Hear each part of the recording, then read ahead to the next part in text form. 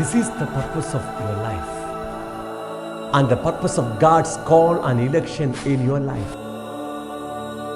This is the great promises in the Bible that God calls you to obtain His kingdom and glory. എനിക്കായൊരു ഭവനം ഉയരെ അങ്ങുയരെ ഒരുങ്ങിയിടുന്നു ദൈവസന്നിധിയിൽ. ദൈവത്തിൻ കയ്യാൽ നിർമ്മിതമാം ഭവനം ഒരുങ്ങിയിടുന്നു അങ്ങുയരെ.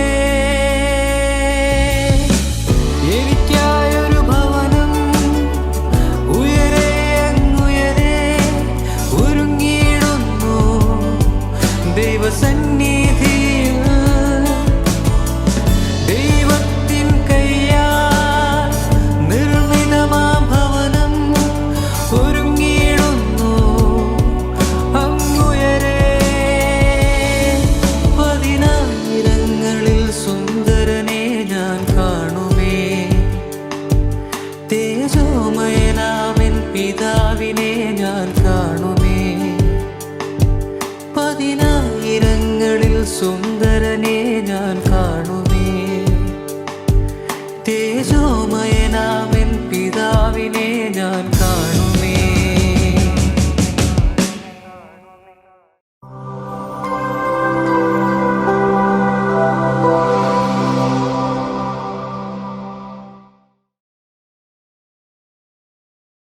Welcome to kingdom and glory of God.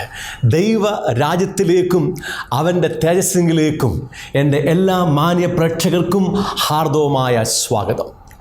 ദൈവം നിങ്ങളെ വിളിച്ചിരിക്കുന്നത് അവൻ്റെ രാജ്യവും തേജസ്സും പ്രാപിക്കാൻ വേണ്ടിയാണ്. ദൈവരാജ്യം എന്നാൽ അർത്ഥമെന്താണ്? ദ ഗവൺമെൻറ് ഓഫ് ഗാഡ്, അതായത് ദൈവത്തിൻ്റെ ഭരണമെന്നർത്ഥം. ഒരു മനുഷ്യൻ തൻ്റെ സ്വയത്തിൻ്റെ ഭരണത്തെ നിഷേധിച്ച് യേശുക്രിസ്തുവിൻ്റെ കർത്തൃത്വം അംഗീകരിച്ച് ദൈവത്തിൻ്റെ ഭരണത്തിങ്കിലേക്ക് മടങ്ങി വരുമ്പോൾ അവൻ ദൈവരാജ്യത്തിലായി, ദൈവരാജ്യം അവനിലുമായി. ഇപ്പോൾ അവൻ തന്നെയാണ് ദൈവത്തിൻ്റെ രാജ്യം.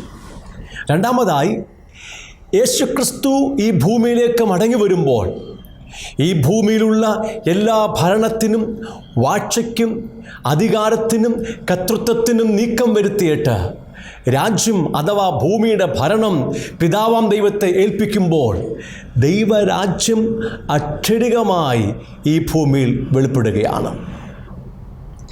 തൻ്റെ 1000 വർഷത്തെ ഭരണത്തിന് ശേഷം വർത്തമാനകാല ഭൂമിയെയും ആകാശത്തെയും നീക്കം ചെയ്ത് ദൈവം ഒരു പുതിയ ഭൂമിയും ആകാശവും സ്ഥാപിച്ച് ദൈവം ശില്പിയായി നിർമ്മിച്ചതും അടിസ്ഥാനങ്ങൾ ഉള്ളതുമായ പുതിയ ജെറുസലേം എന്ന നഗരം സ്ഥാപിച്ച് ദൈവവും എല്ലാ കാലഘട്ടങ്ങളിൽ നിന്നും വീണ്ടെടുക്കപ്പെട്ട ദൈവത്തിൻ്റെ ജനവും ഒരുമിച്ച് വാസമാരംഭിക്കുമ്പോൾ നിത്യരാജ്യം വെളിപ്പെടുകയായി.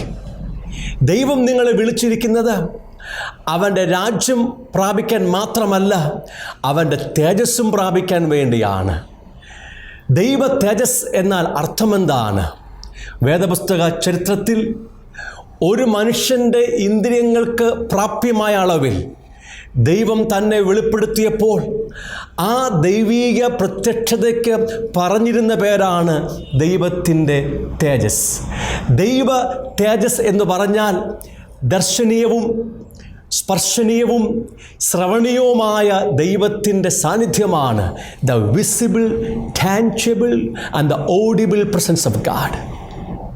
മറ്റൊരു രീതിയിൽ പറഞ്ഞാൽ ദൈവജീവൻ്റെ സമ്പൂർണമായ പ്രകടീകരണമാണ് അവൻ്റെ തേജസ്.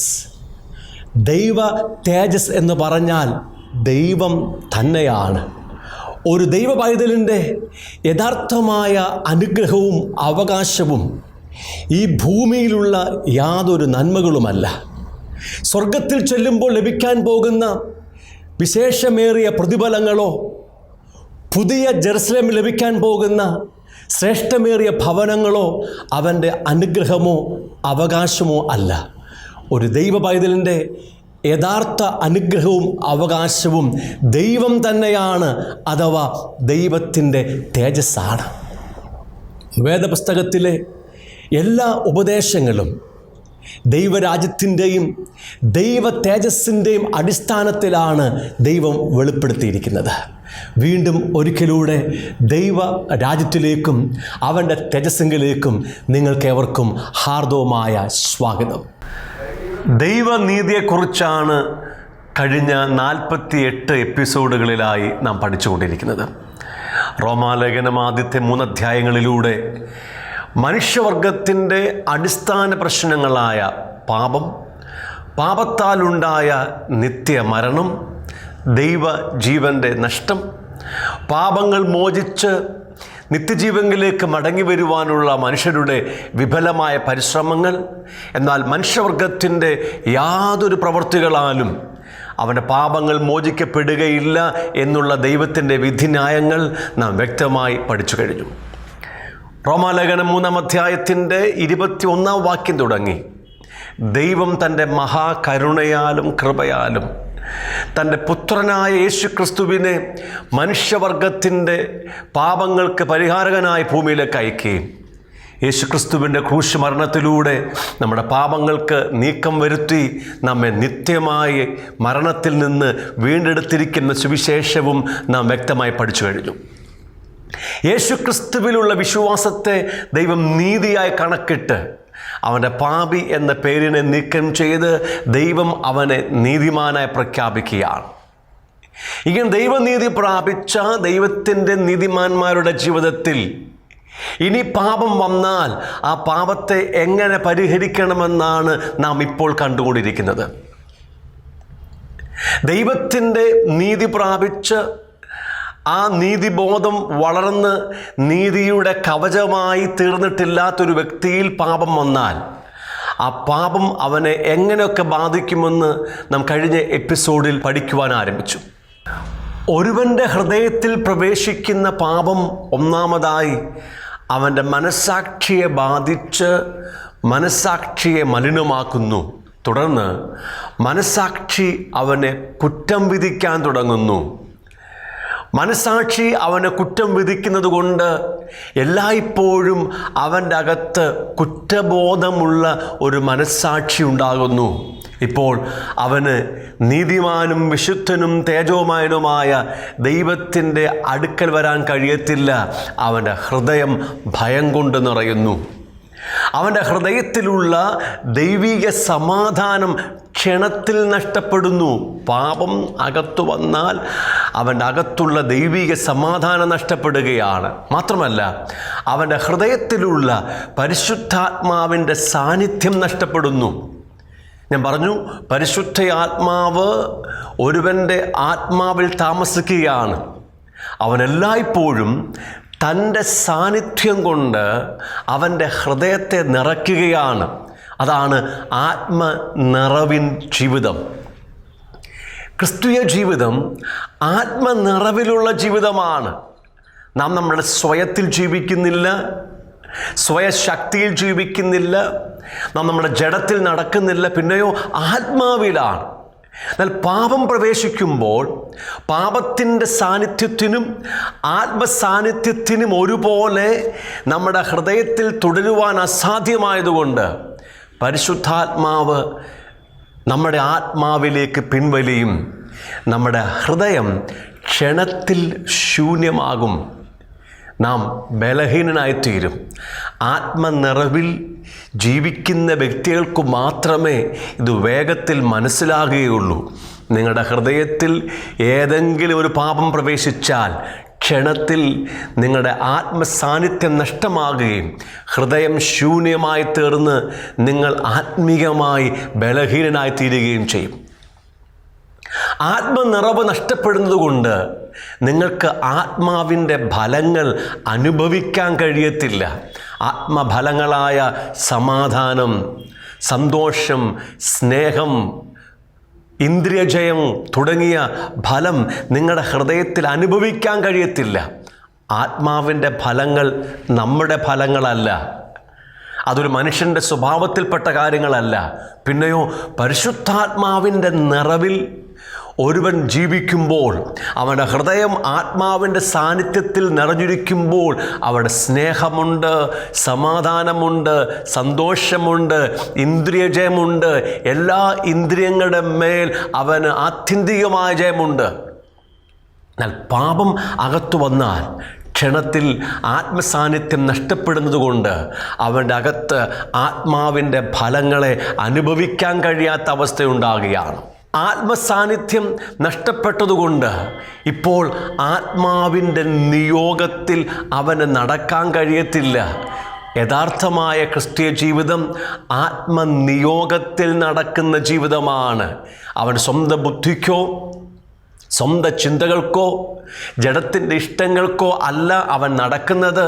അവൻ്റെ അകത്ത് പരിശുദ്ധാത്മാവ് നൽകുന്ന നിയോഗങ്ങൾക്കനുസരിച്ചാണ് അവൻ നടക്കുന്നത്. എന്നാൽ പാപം പ്രവേശിച്ച് ആത്മസാന്നിധ്യം അവൻ്റെ ഹൃദയത്തിൽ നഷ്ടപ്പെട്ടതുകൊണ്ട് ഇനിമേൽ ആത്മാവിൻ്റെ നിയോഗങ്ങൾക്കൊത്തവണ്ണം അവന് നടക്കാൻ കഴിയുന്നില്ല. ഇപ്പോൾ അവൻ ജഡത്തിൽ നടക്കുന്നവനായി അധപ്പതിക്കുകയാണ്.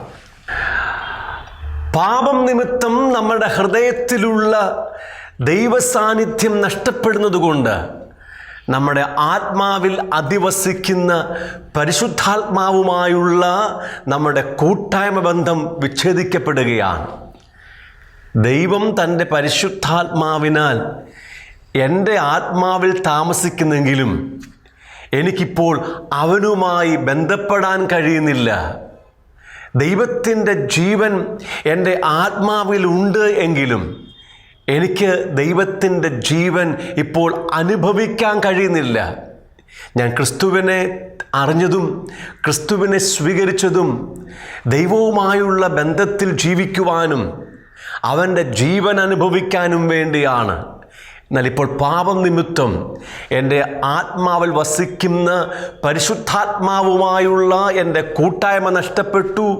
എൻ്റെ ഹൃദയത്തിൽ ദൈവജീവൻ അനുഭവിക്കാൻ കഴിയാത്ത അവസ്ഥയുണ്ടായി.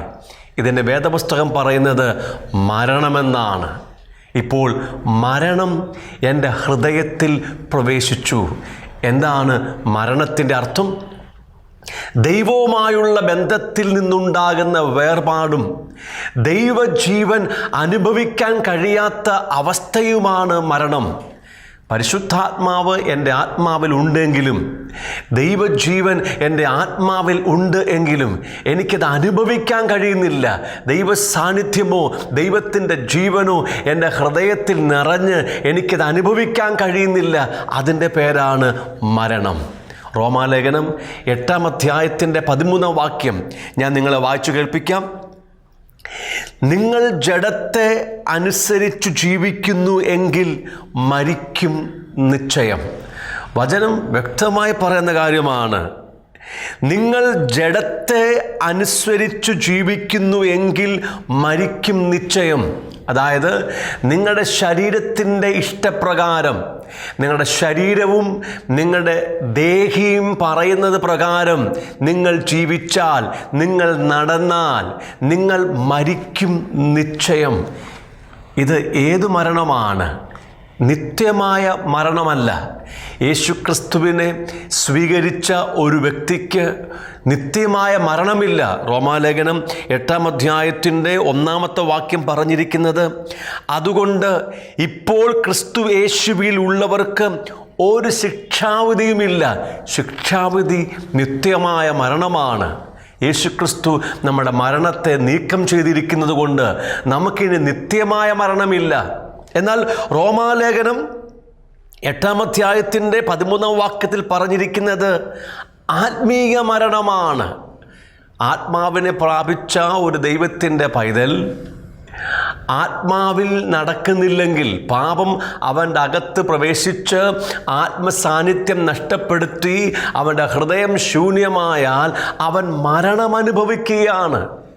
അവൻ്റെ ഹൃദയം ബലഹീനമായി തീർന്നു. അവൻ്റെ ഹൃദയം ശൂന്യമായി തീർന്നു. അവൻ്റെ ഹൃദയത്തിലെ ദൈവസാന്നിധ്യം നഷ്ടപ്പെട്ടു.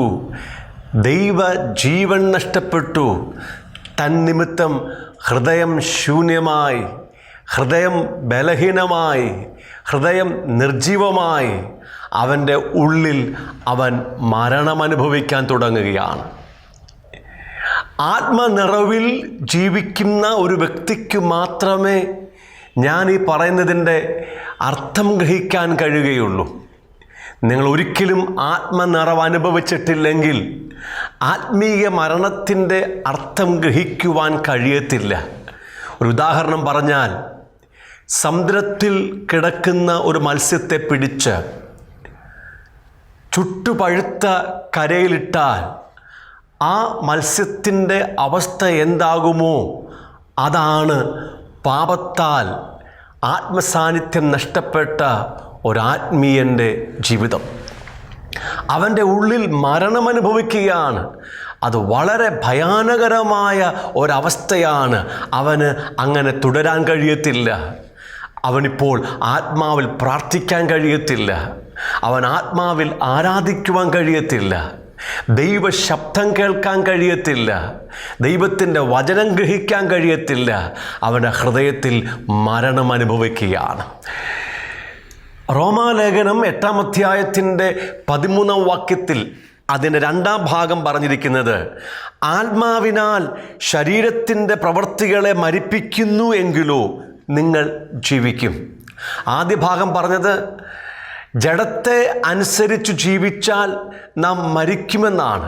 എന്നാൽ നമ്മുടെ അകത്ത് വസിക്കുന്ന പരിശുദ്ധാത്മാവിൻ്റെ ശക്തിയാൽ നമ്മുടെ ജഡത്തിൻ്റെ ശരീരത്തിൻ്റെ പ്രവൃത്തികളെ നാം മരിപ്പിക്കുന്നുവെങ്കിൽ നമുക്ക് ദൈവജീവൻ അനുഭവിച്ച് തുടർമാനമായി ആത്മനിറവിൽ ജീവിക്കാൻ കഴിയും. ദൈവം തൻ്റെ പരിശുദ്ധ ആത്മാവിനെ നമ്മുടെ അകത്ത് തന്നിരിക്കുന്നത് ആ ആത്മനിറവിൽ ജീവിച്ച് ദൈവജീവനെ അനുഭവിച്ച് നമ്മുടെ ശരീരത്തിൻ്റെ പ്രവൃത്തികളെ മരിപ്പിക്കാൻ വേണ്ടിയാണ്. നമ്മുടെ ശരീരത്തിൽ പാപം വസിക്കുന്നുണ്ട്.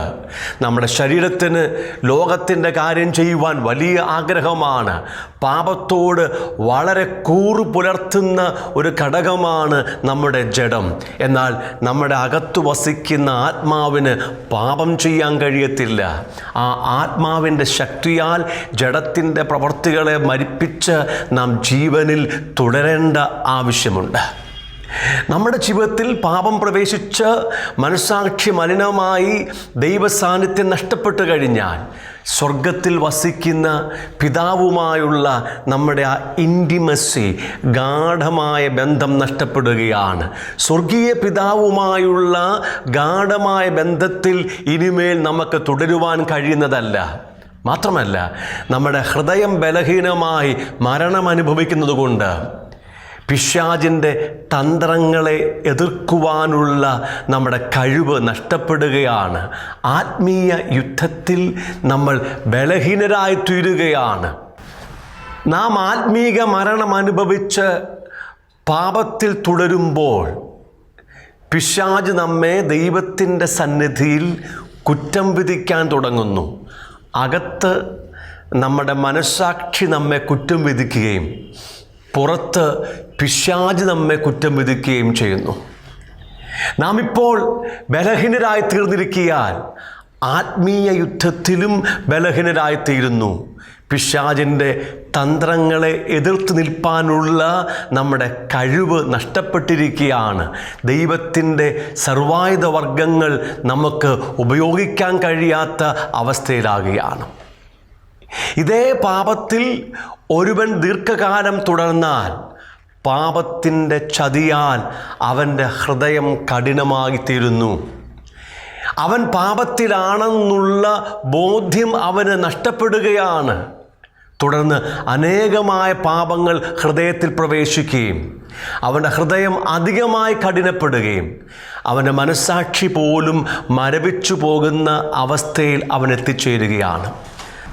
ദൈവനീതിയുടെ കവചം പ്രാപിച്ച് ദൈവിക നീതിബോധത്തിൽ തുടരാത്ത ഒരു വ്യക്തിയുടെ ജീവിതത്തിൽ പാപം വെളിപ്പെട്ടാൽ ഈ പറഞ്ഞ രീതികളിൽ പാപം അവനെ ബാധിച്ച് അവനെ ഏറ്റവും ബലഹീനാക്കി മരണത്തിൽ ആഴ്ത്തിക്കളയുകയാണ്. എന്നാൽ യേശുക്രിസ്തു മുഖാന്തരമുള്ള ദൈവനീതി പ്രാപിച്ച് നീതീകരിക്കപ്പെട്ട് നീതിമാനായി തീർന്ന ഒരു വ്യക്തിയുടെ ജീവിതത്തിൽ നീതിയുടെ കവചം അവൻ്റെ മനസ്സാക്ഷിയെയും ഹൃദയത്തെയും പൂർണ്ണമായി സംരക്ഷിക്കുകയാണ്. അവൻ്റെ ജീവിതത്തിൽ പാപം വെളിപ്പെട്ടാൽ അവൻ്റെ മനസ്സാക്ഷി മലിനമാകുന്നില്ല. അവൻ്റെ മനസ്സാക്ഷിക്ക് അവനെ കുറ്റം വിധിക്കാൻ കഴിയത്തതുമില്ല. എന്നാൽ പാപം അവൻ്റെ അകത്ത് പ്രവേശിച്ചാൽ ക്ഷണത്തിൽ പരിശുദ്ധാത്മാവ് അവന് പാപബോധം കൊടുക്കുകയും അവനെ ദൈവകൃപാസനത്തിലേക്ക് നയിക്കുകയും പാപങ്ങൾ ഏറ്റുപറയുവാൻ അവന് കൃപ കൊടുക്കുകയും ചെയ്യുകയാണ്.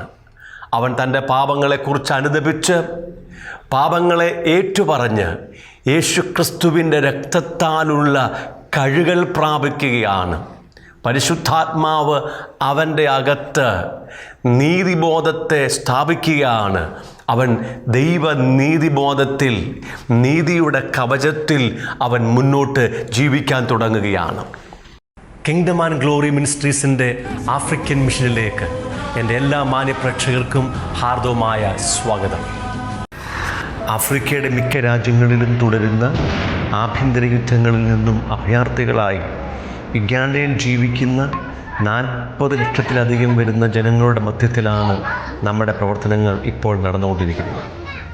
യുദ്ധത്തിൻ്റെയും ബലാത്സംഗത്തിൻ്റെയും കടുത്ത ഭീതിയിലും ആകുലതയിലും കഴിയുന്ന ഒരു കൂട്ടം ജനം ഒരു പ്ലാസ്റ്റിക് ഷീറ്റിൻ്റെ മറയിലും മൺകൂടാരങ്ങളിലും ശിഷ്ടായുസ് മുഴുവൻ അന്തി ഉറങ്ങുവാൻ വിധിക്കപ്പെട്ടവർ. ശരിയായ അളവിലുള്ള പോഷകാഹാരമോ വസ്ത്രമോ വിദ്യാഭ്യാസമോ ആധുനിക ചികിത്സ സംവിധാനങ്ങളോ ഇവർക്ക് ഇപ്പോഴും അന്യമാണ്.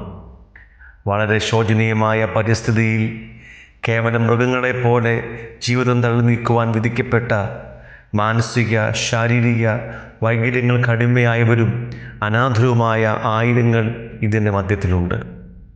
ഹ്യൂമൻ ട്രാഫിക്കിംഗ്, ലൈംഗിക ചൂഷണവും നിർബാധം തുടരുന്ന ഇവിടെ മാനസിക വൈകല്യങ്ങളുള്ള കുഞ്ഞുങ്ങൾ പോലും പിച്ചുചീന്തപ്പെടുന്ന ദാരുണ സംഭവങ്ങൾ വിരളമല്ല. കുട്ടികൾ ഉൾപ്പെടെ ജലത്തിനായി ദീർഘമണിക്കൂറുകൾ കാത്തു നിൽക്കുന്നത് നിത്യകാഴ്ചയാണ്. ഈ ജനത്തിന് ആശ്വാസവും ധൈര്യവും പകർന്നുകൊണ്ട് 25ഓളം വരുന്ന നമ്മുടെ മിഷൻ പ്രവർത്തകർ ഭവനങ്ങൾ സന്ദർശിക്കുകയും വചനം പഠിപ്പിക്കുകയും ഇവർക്കായി പ്രാർത്ഥിക്കുകയും ചെയ്യുന്നു. ഗ്ലോറിയസ് കിഡ്സ് കാസിൽ എന്ന പേരിൽ മാനസിക വൈകല്യങ്ങൾ ഉള്ള കുഞ്ഞുങ്ങളുടെ പുനരധിവാസത്തിനായുള്ള ഒരു സ്ഥാപനവും നാം ആരംഭിച്ചിട്ടുണ്ട്. ആഫ്രിക്കയുടെ വിവിധ രാജ്യങ്ങളിലേക്ക് സുവിശേഷ ദൗത്യവുമായി മിഷണർമാരെ അയക്കുന്നതിനായി ബൈബിൾ ട്രെയിനിങ് സെൻ്ററിൻ്റെ നിർമ്മാണ പ്രവർത്തനങ്ങൾ ഇവിടെ പുരോഗമിച്ചുകൊണ്ടിരിക്കുന്നു. അനാഥരും ശാരീരിക വൈകല്യങ്ങളുമുള്ള കുഞ്ഞുങ്ങൾക്ക് വേണ്ടി ഒരു ബോർഡിംഗ് സ്കൂൾ, ഒരു കുഴൽക്കിണർ നിർമ്മാണ യൂണിറ്റ്, മൊബൈൽ മെഡിക്കൽ യൂണിറ്റ് തുടങ്ങിയവ ആരംഭിക്കുവാനുള്ള ഒരുക്കത്തിലാണ് നമ്മൾ. ഈ ദൗത്യത്തിൽ നിങ്ങൾക്കും ഞങ്ങൾക്കൊപ്പം പങ്കുചേരുവാൻ അവസരമുണ്ട്. അനാഥരും വൈകല്യങ്ങൾക്ക് അടിമകളുമായ ഒന്നോ അതിലധികമോ കുഞ്ഞുങ്ങളെ നിങ്ങൾക്ക് സ്പോൺസർ ചെയ്യുവാൻ കഴിയും. ബോർവെൽ നിർമ്മാണ യൂണിറ്റിലും മൊബൈൽ മെഡിക്കൽ യൂണിറ്റിലും നിങ്ങൾക്ക് പങ്കാളിത്തം വഹിക്കുകയോ സ്പോൺസർ ചെയ്യുകയോ ചെയ്യാം. ഒന്നോ അതിലധികമോ സുവിശേഷകന്മാരെ സപ്പോർട്ട് ചെയ്യുവാൻ നിങ്ങൾക്ക് അവസരമുണ്ട്. നിങ്ങളൊരു സ്പെഷ്യൽ എഡ്യൂക്കേറ്ററോ മെഡിക്കൽ പ്രൊഫഷനുള്ള വ്യക്തിയാണെങ്കിൽ നിങ്ങളുടെ സഹായം ഇവർക്ക് അധികം ആവശ്യമുണ്ട്.